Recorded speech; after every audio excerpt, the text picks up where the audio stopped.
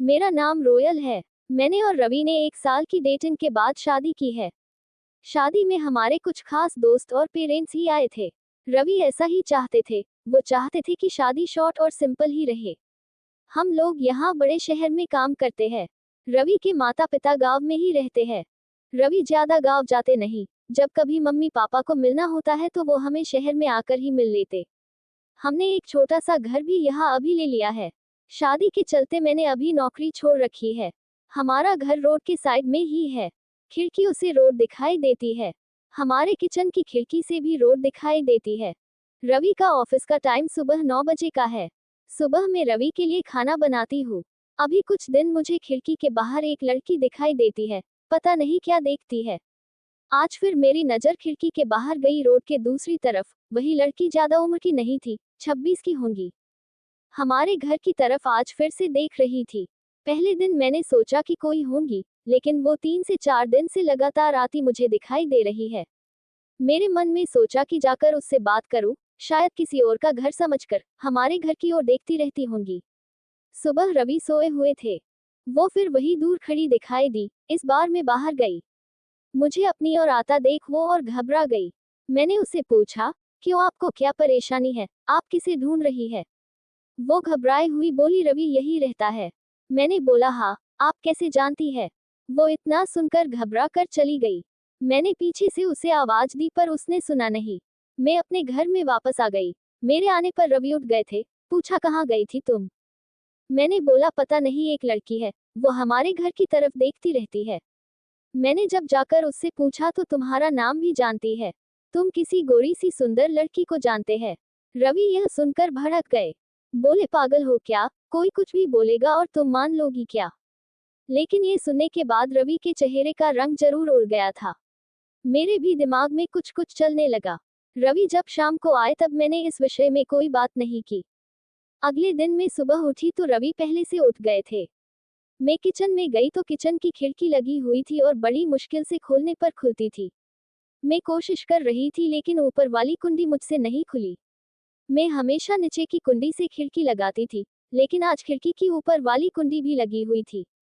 मैंने कैसे भी कुंडी खोली और खिड़की खोली तो मैं देखकर हैरान रह गई। रवि उस लड़की से वहां जाकर बात कर रहे थे। वो उस पर चिल्ला रहे थे और गुस्सा हो रहे थे। लड़की रो रही थी और रवि ने उसे उंगली दिखाकर जाने को कहा।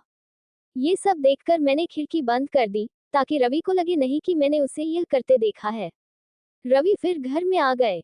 मैंने ऐसे जताया जैसे कि मैंने कुछ देखा ही नहीं है।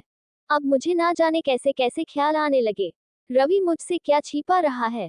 मैंने रवि से शादी करके कोई गलती तो नहीं की। आखिर वो लड़की कौन है और रवि उस पे इतना गुस्सा क्यों हो रहे थे? रवि के जाने के बाद मैंने रवि के सारे दोस्तों को, जिन्हें मैं भी जानती थी, उन्हें फोन किया। लेकिन किसी को भी उस लड़की के बारे में नहीं पता था। मेरी समझ में नहीं आ रहा था कि क्या हो रहा है। रवि से पूछना चाहती थी लेकिन मुझे पता था कि वो झूठ ही बोलेगा। उसके बाद मैंने उस लड़की को घर के आसपास नहीं देखा। ये सब सोचते सोचते मेरी तबीयत बिगड़ने लगी। रवि मुझे बोलता था कि क्या हुआ, अपना ख्याल रखो, डॉक्टर के पास जाओ। लेकिन अब मुझे उसकी बातें बिल्कुल अच्छी नहीं लग रही थी।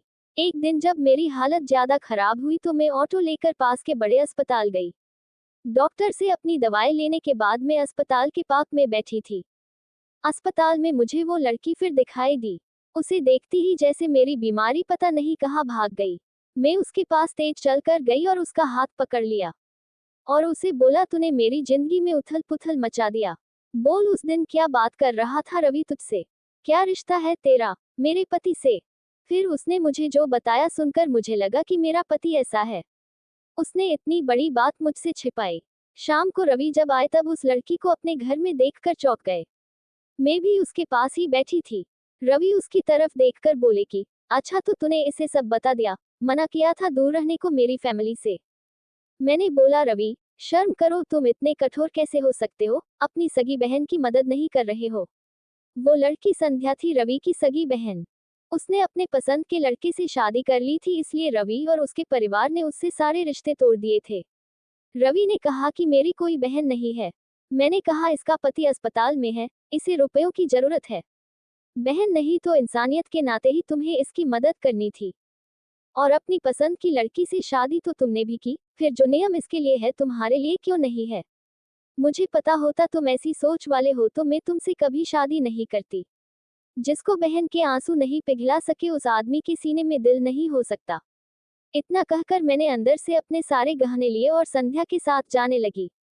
हमें जाते देख रवि फूट फूट कर रोने लगा। संध्या भी उन्हें देख रोने लगी। रोते हुए रवि बोले, हमने इसे बहुत प्यार दिया, पापा ने, मम्मी ने, मैंने रानी बना कर रखा इसे। और यह ऐसे ही एक दिन बिना बताए घर से चली गई। हमारा प्यार तूने नहीं देखा। इसके लिए मैं रात भर रोया कि कहाँ होगी, कैसी होगी मेरी बहन। तब इसे भाई और पापा की याद नहीं आई। अरे मुझसे कहती, तुझे क्या करना है, ऐसे ही चली गई थी ना, अब क्यों आई है? बहन भी बोली, भैया मुझे लगा आप लोग नहीं मानेंगे। उन दोनों भाई बहन को रोते देख मेरी आंखें भी भर आई। पर आंसू के साथ जैसे सारे गीले शिकवे खत्म हो गए। वो खुद अस्पताल गए संध्या के साथ, मम्मी पापा को भी बुलाया। दोनों ने बेटी को बड़े प्यार से गले लगा लिया। अब अस्पताल में संध्या के पति की हालत बहुत अच्छी है। डॉक्टर ने कहा कि जल्दी डिस्चार्ज हो जाएंगे। रवि की आंखों में मुझे एक अलग सुकून अब देखने को मिल रहा है। रवि ने संध्या को कहा, अब कुछ करेगी तो माफ नहीं करूंगा। हमेशा मेरी प्यारी बहन बन के रहना, जो भी हो मुझे बताना। जिंदगी बहुत छोटी है, आपके अहंकार में इतना सुकून नहीं है जितना कि माफ कर देने में है। एक बार करके देखिए, जिंदगी बदल जाएगी।